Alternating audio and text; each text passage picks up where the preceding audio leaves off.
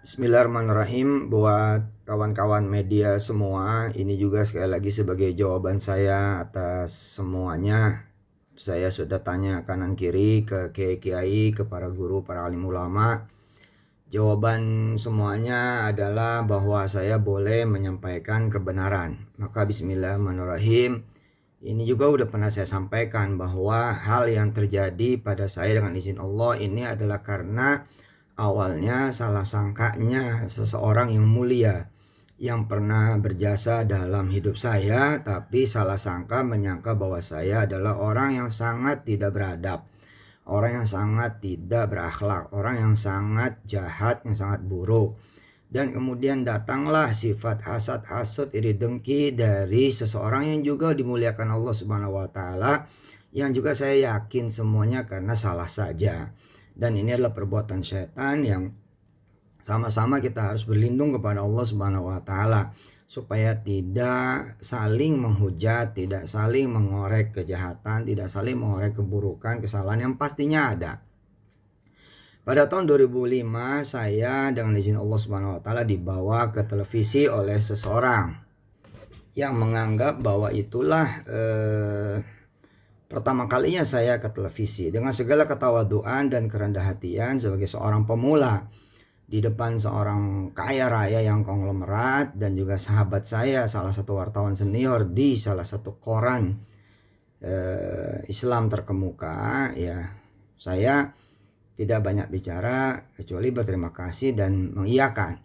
Tapi saya sudah masuk TV dulu sebelumnya dan bahkan sudah ada di radio, ya salah satu radio paling terkenal sepanjang tahun 2004. Dan 2005 ujung itulah saya juga masuk ke salah satu TV juga, TV swasta paling terkemuka, dan kemudian membesut sinetron Tukang Bubur Naik Haji. Ala kulli hal, peristiwa saya dibawa ke TV sekali-kalinya itulah dianggap sebagai sebuah jasa yang luar biasa dan saya tidak menampik. Benar-benar itu saya sangat kenang bahwa tetap itu adalah sebuah proses dari sebuah perjalanan. Dan disinilah saya belajar memang saya tidak bertata krama, tidak berhalak. Sebab orang itu mencintai saya dengan tulus, orang itu mencintai saya dengan ikhlas. Saya sampai tidak pernah berani menyebut nama, khawatir benar kemudian orang membenci beliau dan kemudian berdampak pada ekonominya, berdampak pada usaha restonya. Dan ini saya sampaikan di Istiqlal tahun 2014 ketika beliau kemudian naikin 2 file pertama ke YouTube yang disitu penuh dengan narasi kemarahan dan kebencian. Saya liatin bolak-balik 2 file itu, ya, dari peristiwa 2005 ke 2014 kurang lebih. Narasinya ternyata memang berasal dari saya tidak tahu diri, saya memang kurang akhlak. Nah, dari sinilah kemudian teman-teman mesti hati-hati dengan hal kecil, karena hal kecil ini kalau tidak di-maintain akan menjadi hal yang sangat besar. Dan kemudian ketemu momennya karena masuk dengan memukul saya dengan izin Allah lewat kekurangan saya dan kesalahan saya yang nanti akan saya ceritakan. Sampai sini kemudian saya liatin apa kesalahan saya, kok orang yang mencintai saya sampai sebegitu rupanya gitu. Saya liatin dua file YouTube di tahun-tahun pertama itu. Ternyata ketemulah bahwa tahun 2005 itu saya disedekain, saya garis bawahi ya, disedekain mobil. Mobil kesayangan beliau, bukan mobil Hammer ya, waktu itu beliau udah ada mobil Hammer dan udah ada mobil yang lainnya luar biasa, jaringan restonya juga top. Beliau punya mobil Elf, tapi Elf itu yang dibanggakannya karena udah disulap demikian rupa mobil Elf itu menjadi seperti rumah berjalan. Dan ketika saya diminta untuk ceramah di keluarga besar karyawan dan outlet manager gitulah dari beberapa cabang di Jakarta dan sekitarnya, beliau bercerita, saya mencintai sedekah. Saya bahkan sedekahnya 30% kata beliau. Dan saya mewajibkan mitra-mitra saya apa franchise gitu apa-apa gitu, itu juga sedekahnya ya gede gitu. Tapi saya pengen kamu, kata dia begitu, itu bercerita tentang sedekah supaya sama semuanya. Datanglah saya. Nah, kemudian ketika datang seperti biasa, Saya bercerita tentang sedekah dan saya nyuruh sedekah. Namanya juga saya ceramah tentang sedekah, maka saya nyuruh sedekah. Nah, peristiwa itu sebenarnya dilihat oleh beliau bahwa itulah yang menjadi kebiasaan saya ketika saya bercerita tentang sedekah. Memang saya seperti nodong, memang saya seperti maksa, tapi terserah. Bukan nodong dan maksa lalu saya gondol, hampir nggak pernah. Dari 1999 saya ceramah tentang sedekah sampai kemudian 2021 ini. Saya bahkan mempersilahkan teman-teman secara publik bila ada yang benar-benar saya bawa sedekahnya dari acara sedekah, dari acara panitia ceramah lalu saya bicara sedekah, maka ngomong aja. Ada satu aja saya berhenti jadi ustadz. Perasaan saya nggak pernah gitu, hampir nggak pernah, kecuali panitianya emang nggak ada tujuan sedekahnya kemana. Kalau itu ya mau gimana ya, saya terima saja, tapi mengkondisikan enggak. Dan itu beliau tahu persis karena ketika kemudian saya selesai ceramah tentang sedekah 2005 di salah satu outlet beliau di Bintaro, itu saya suruh sedekah, dan sedekahnya kemana saja dalam bentuk silakan ditulis sedekahnya apa tanpa usah dikasih nama. Terus kemudian saya cari kertas, saya bagiin kepada semuanya, dan semuanya mengisi tanpa saya tahu siapa namanya dan bakal kemana. Nah, di salah satu kertas itu ada isinya mobil. Nah, mobil kan nggak mungkin karyawan-karyawannya itu. Terus saya liatin beliau, ini bapak, iya buat kamu nih, buat kamu, buat saya loh, bukan dipinjemin. Dan di hari itu pula mobilnya itu saya sedekahin. Nah, di sini letak kesalahannya. Mestinya saya bilang dulu pada beliau, tapi saya nggak bilang. Di pertengahan jalan saya kontak dengan istri saya, waktu itu masih zamannya Ratelindo. Dan saya memang naik motor ketika beliau bilang masih miskin, dan saya terima. Tapi 2001 dengan izin Allah Subhanahu wa taala saya udah matur kiai-kiai juga, boleh nggak menyampaikan ini? Mereka bilang ya sampaikan aja sebagai sebuah kebenaran. Nah, 2001 saya tuh udah sedekah mobil. Bukan berarti saya datang 2005 itu ada motor. Nah, ini saya hati-hati ngomong begini nih, takut sombong gitu. Tapi ya bismillah ini saya sampaikan. Kemudian 2003 udah pakai Mercy dengan izin Allah, bahwa saya datang pakai motor. Ya saya emang suka motor, saya juga anak motor itu ya. Lagian deket lah, ngapain juga bawa mobil itu dari daerah bilangan Ciledug, Cipondo ke Bintaro, macet lah, mendingan naik motor gitu, bisa lihat kampung ke kampung gitu kan. Nah, hari pertama 2005 itu saya disedekain mobil, hari itu juga saya sedekain lagi, dan mobil lo sampai sekarang masih ada. Nah, katanya mau diperkarakan lagi tuh mobil sebagai perkara baru ya, dari 2000 sekian belas. Wah, sekian markas kepolisian, orang dipakai sana sini untuk kemudian melaporkan saya. Alhamdulillah, saya nggak pernah berlindung di balik keteksi apapun, nggak pernah berlindung di balik kemudian rezim ini rezim itu, nggak pernah.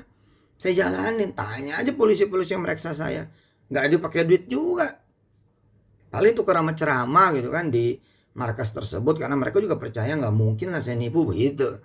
Tapi saya jalanin tuh, ada yang 2 hari BAP-nya, Masya Allah, mesti bolak-balik. Ada yang kemudian balik lagi, revisi apa, ada macam-macam udah. Ya saya jalanin aja. Ada kali 5 atau 8 gitu. Sampai ke tingkat Polres sih. Dari mulai Baraskrim, Polda, ini Polda itu sampai Polres. Kemudian terakhir di pengadilan negeri. Kalau ngelaporin, diem, minta ampun, udah gegap gempita. Media lah segala macam, giliran kalah, diem aja. Dan saya juga nggak pernah berhasrat untuk mukul balik, nggak pernah.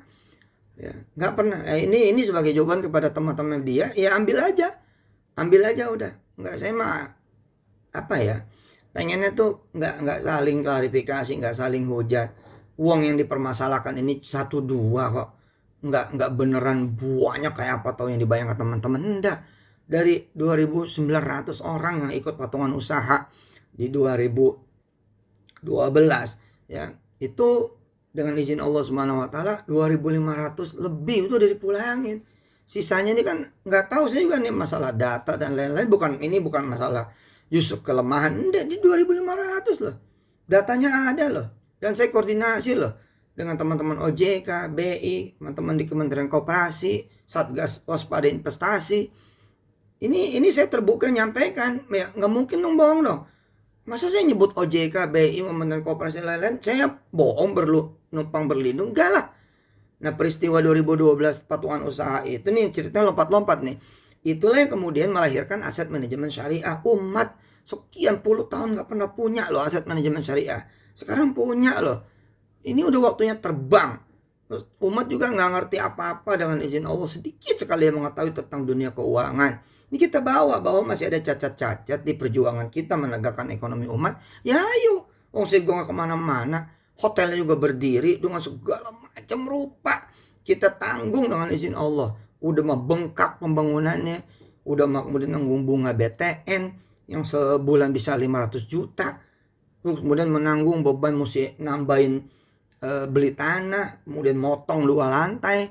Kalau nggak ada diskresi dan segala macam, wah nggak kepake tuh hotel. Ya namanya juga anak muda zaman itu. Banyak kekurangan, banyak kelemahan, tapi kan itu yang dibimbing oleh OJK, oleh teman-teman BI, sehingga lahirlah Imani Syariah, Imani dan Imani Syariah, kemudian lahir Petren Asset Management, dan lain sebagainya. Semua belum berakhir, semua masih perjalanan, belum berakhir, dan saya masih berdiri. Nah, ketika saya melihat ini dipulangin adalah sebagai solusinya, ya saya pulangin. Rentang dari 2012 sampai 2021 saya dengan kawan-kawan dengan izin Allah memulangkan loh 2.500 lebih loh. Masa nggak jadi sebuah pembuktian bahwa ada yang belum dipulangin. Nah ini yang kelihatannya dirawat, jadi kayak nggak kepengen dipulangin, nggak boleh dipulangin. Ada yang minta ganti 1,8 miliar dari investasi 10 juta. Yang terakhir nih gugat lagi ke pengadilan negeri. Satu orang 2,5 juta apa 5 juta gitu minta gantinya sampai 80 jutaan sekian sampai 100 juta. Ada tuh istilah kerahiman. Kalau kerahiman sih saya pasti ngasih tuh dengan istilah saya lebihin terus tuh. Nggak pernah juga pas-pasan. Bisa 10% saya lebihinnya. Ya namanya gua duit orang ya, tapi kan udah balik aja udah alhamdulillah, nggak ada delusi loh. Dan nggak kabur loh. Proyeknya juga ada loh. Dan berhasil kita melahirkan banyak regulasi secara visi misi keumatan nggak ada cacatnya.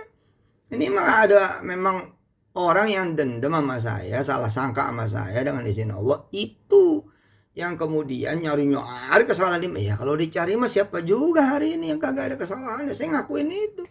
Tapi 2.500 lah, datanya ada loh dengan izin Allah. Nah itu begitu mau dipulangin minta 1,8, minta sekian. Ya kalau saya ikutin nanti gimana dengan yang lain? Nggak adil dong saya, dan jadi masalah kan begitu. Nah hotelnya sendiri juga biar adil kita wakafin kok. Kita jadiin kemudian itu pesantren, udah berdiri kapan tahu. Enggak, anak saya juga sekolah di situ ya bayar, sekolah di Darul Quran bayar. Ya, oke kembali lagi ke persoalan awal ya. Ini udah pernah saya sampaikan loh sebenarnya, cuman nggak rame kan kalau kebenaran mah. Tapi kalau begitu mah pasti rame. Izin Allah Subhanahu Wa Taala, mudah-mudahan ini tidak mengurangi pahala dan kebaikan dari siapapun ya, dari beliau, dari saya, dari siapa aja yang terlibat, kan semua maksudnya baik. Ya, saya dibilang nggak pernah mau ketemu gimana, orang sudah minta maaf, tapi nggak dianggap permohonan maaf saya, rupanya begitu. Kemarin laporan polisi minta dicabut, saya cabut. Tapi begitu saya cabut, narasinya begitu lagi. Padahal udah ada surat permohonan dan permintaan maaf yang ada di Bareskrim surat itu. Gak pernah tuh saya publish kemana-mana tuh. Gak pernah beneran. Malah ceritanya, wah ya udahlah, memang mau begitu. Nah teman-teman media, ini sebagai jawaban juga ya. Silakan, saya agak kurang berkenan ya press conference untuk urusan beginian. Udah ambil aja dari Instagram saya dan Facebook saya. Nah, ketika saya disedekain mobil dan saya sedekain lagi, di situ persoalannya. Pertama, saya menganggap ya udah disedekain kan, ya udahlah bukan urusan saya juga gitu.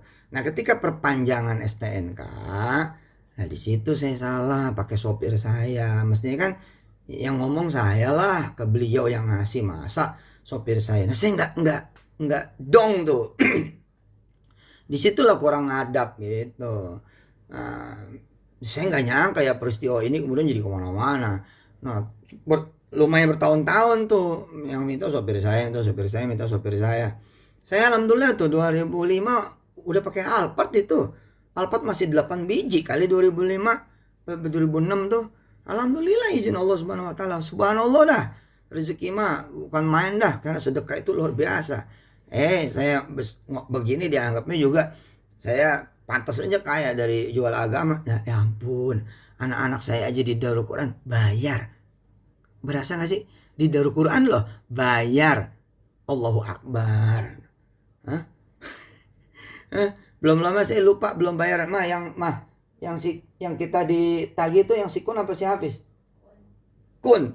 Abang Kun belum bayaran ya? Iya. Terus? Iya, dapat WA dan telepon. Oh, isinya apa? Isinya tagihan. Nah, ini pesantren yang saya dirikan bersama kawan-kawan, yang saya ikut kerja 24 jam. Tidur aja rapat tuh. Tidur ngipinya rapat lah. Anak saya sekolah di situ, lupa bayar, ditagih. Bagaimana saya mau nipu? Ampun ya Allah, ya Karim, ya Dzal Jalali wal Ikram. Dan ini kemana-mana nih. Bahkan nggak sedikit di antara yang melaporkan itu ada wali santri juga. Unbelievable ya. Aduh, ini kalau bukan karena hasad-hasad iri dengki ini nggak bakal begini. Nah, tambah parahnya lagi, mobil itu kemudian beliau lihat. Kan di situ ada branding restonya beliau di mobil itu. Saya luput lagi tuh, karena mobil itu saya sedekahin. Saya juga nggak ngerti juga. Nah, tahun 2007 saya bikin film. Nah, Kun Fayakun. Nah, teman-teman yang ada di balik film itu juga ada di ring satu saya. Salah satu yang kemudian memang saya sedekahin kan ke abahnya yang kiai. Nah, sama teman-teman begitu saya pulang dari haji, dijemput sama mobil beliau yang sudah tidak ada restonya beliau itu, branding resto beliau di mobil itu, berganti dengan salah satu brand yang serupa gitu loh. Tapi brand merek lain. Nah, saya nggak nyangka juga kalau itu akan jadi masalah, dan memang masalah harusnya. Ya saya yang memang nggak belajar. Nah, saya sering bilang ada kesalahan saya. Ya itu kesalahan saya. Kalau soal tipu menipu mah kagak dah. Terus saya dibilang juga soal batu bara, enggak. Dari dulu saya malah ngalah mulu. Saya ikut ganti, ikut bayar di beberapa orang. Ada satu orang malah 23 miliar itu. Saya nggak tahu tuh duit dari mana bisa ganti itu. Belum yang lain-lain tuh, yang nyelonong ke rumah saya. Tapi kalau sekarang mah enggak lah, saya bilang. Kalau sekarang ada yang mau mempermasalahkan lagi, saya bilang ke polisi aja sih udah. Buktiin di sono aja udah. Selama ini juga ke polisi melulu, pakai pengacara melulu, ya nggak apa-apa. Nah, jadi kemarahan lah itu dianggapnya saya punya usaha yang serupa dengan usaha beliau, nggak tahu diri, nggak tahu akhlak, nggak tahu adab, kira-kira seperti itu. Nah, gara-gara itulah kemudian terjadi seperti sekarang. Dia modalin betul semua orang untuk kesana kemari tuh orangnya beliau untuk mencari di mana kesalahan saya. Ya, kepada Allah saya pulangin, terserah. Kemarin juga ada teman-teman media kan yang mau wawancara saya bilang enggak, silakan aja dari belah sono. Dan saya lihat memang udah naik tuh yang dari belah sono. Ya nggak apa-apa, bismillah aja. Dan saya serahkan kepada teman-teman semua, mau narasinya kayak apapun saya serahkan, terserah. Saya pengen bangun rumah tahfiz saya di mana-mana. Sekarang rumah tahfiz sudah 1.400-an yang berbendera Darul Quran dengan izin Allah Subhanahu wa taala. Itu duit donasi udah kayak apa tuh? Udah nggak ngerti lah. Makan minum semua gratis, ya, menggerakkan muhsinin seluruh Indonesia, bahkan mancanegara, orang-orang Islam Indonesia yang ada di luar, dan ribuan yang beririsan.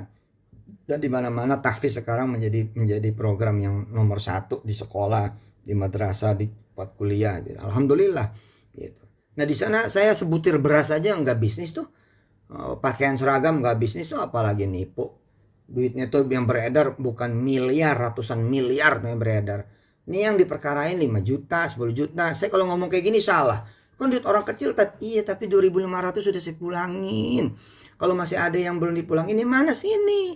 Ada kalanya saya punya duit, ada kalanya saya enggak. Kalau saya enggak punya duit, ya saya bagi 2, bagi 3 gitu. Kalau punya duitnya langsung. Nah, 2 tahun terakhir kan siapa juga tahu ini COVID.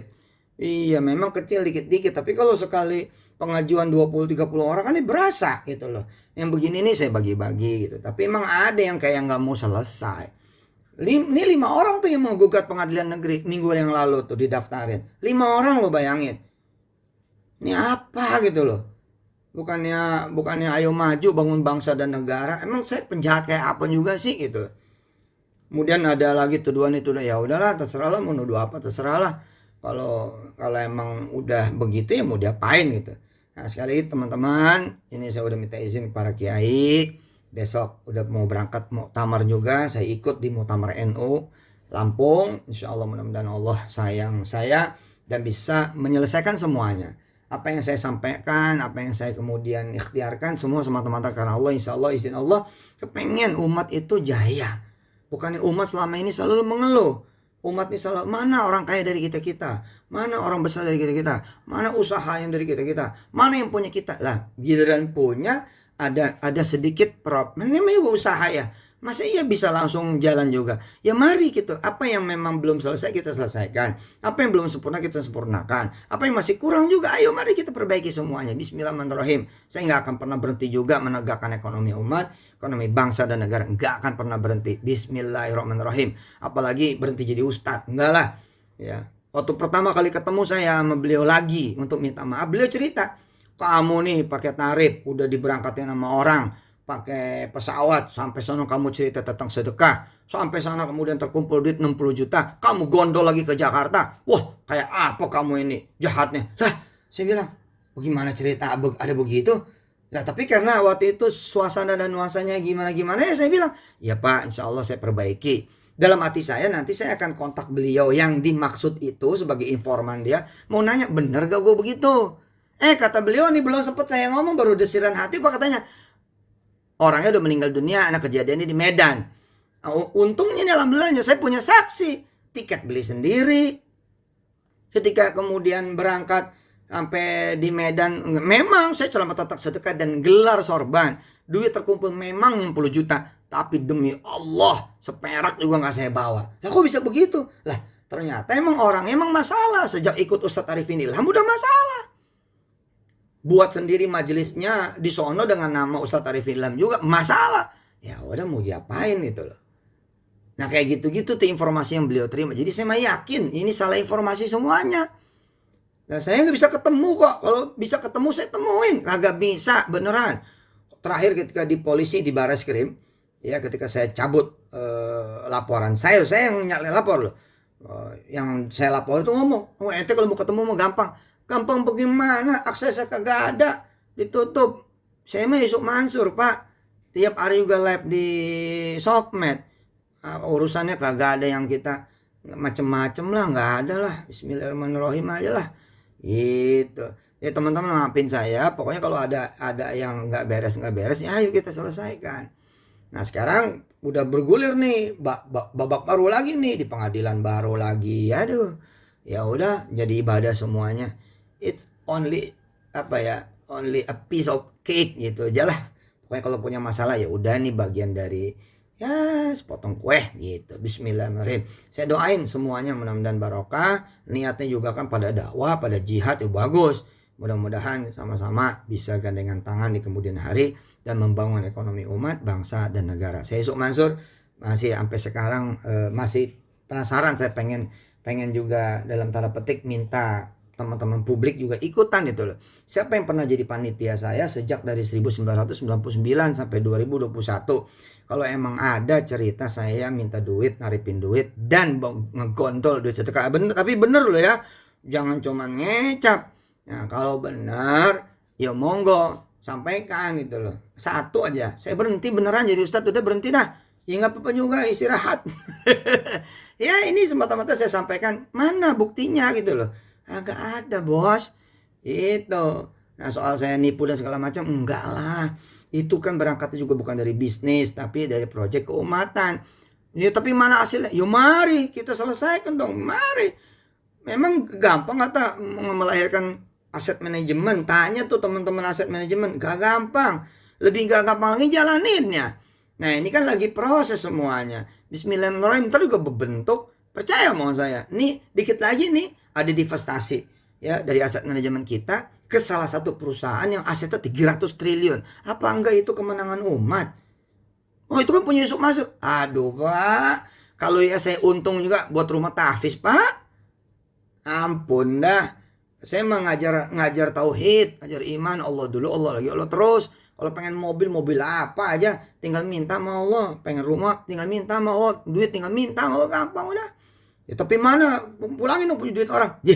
Itu 2.500 loh udah saya pulangin mau lihat datanya. Nah di sini nih sebaik-baiknya ngadu data di polisi. Sebab apa aja dibelokin, apa aja dinarasiin jelek, apa aja diputar balikin. Ya mah ya udahlah. YouTube udah kayak apa tahu, udah kayak apa so tahu aja isinya begini begitu bilang. Ketemu saya aja pada belum. Bagaimana antar umat itu. Tapi kalau saya saling maki, saling hujat kan kagak bagus. Ya akhirnya saya tutup dengan silahkan menarasikan apa saja. Yang ini gimana? Ini mah saya udah dauhnya para kiai. Mansur sampaikan kebenaran. Ya begitu. Saya udah muter-muter juga zaman dulu ketika kemudian dibikinin buku ini buku itu, dibagiin kepada kiai ini kiai itu, majelis ulama semua. Saya dipanggil sana sini, saya laporan, balik ya begini kiai begitu kiai. Udah saya sampaikan. Terus saya pernah disidang sama Habib Rizik tahun 2014 juga kalau nggak salah apa berapa gitu. Dianggap bohong. Lah Habib mah masih ada. Tanya aja ntar kalau beliau diizinkan sama Allah keluar. Ayo nggak apa-apa berani saya mah nggak ada masalah juga. Nah justru yang minta saya disidang itu kagak datang. Ya beliau sama orang-orang itu kagak datang. Bagaimana?